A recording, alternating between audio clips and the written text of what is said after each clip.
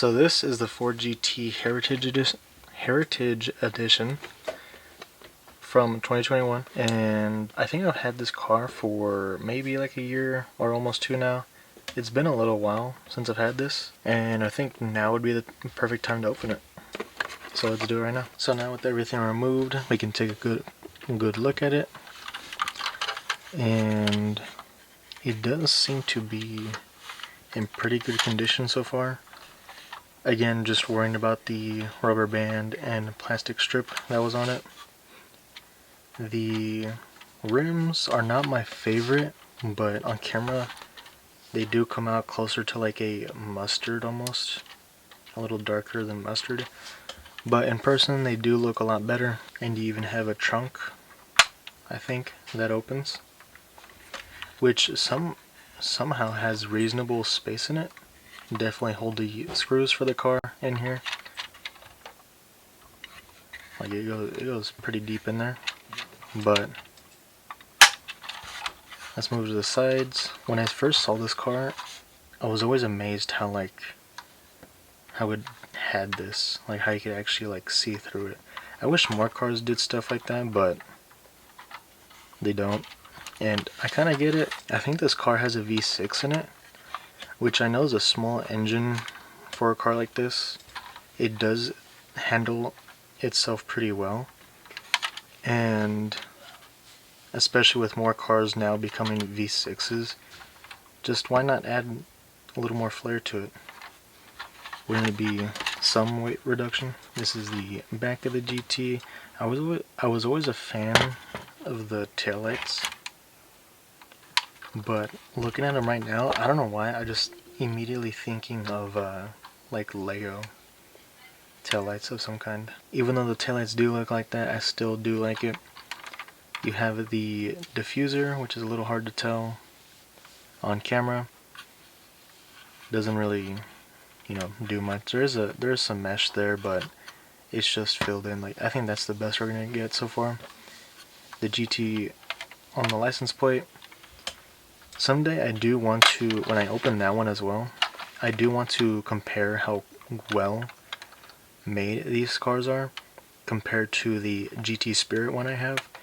Just so you have like a decent idea of like, is it worth spending the extra almost $100 more for the GT Spirit?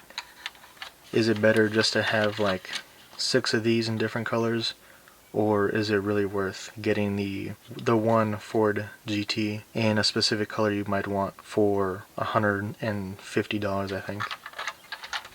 But I'll make that video soon after that one is opened, so we have so we at least have 2 Maistos to look at, just to see if this one has an issue. Like, I don't really see any anywhere, but let's just say if like there was a paint issue somewhere around, maybe that car doesn't have it, but only this car does, and etc. If that car has a small issue that this car doesn't, at least we have some sort of middle ground.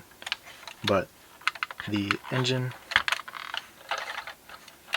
which there is a little gap right there. For a second I thought it was like slowly popping off, but I think that's just how it is. Not much to really see. It is just a V6 engine, nicely tucked into the back of the car.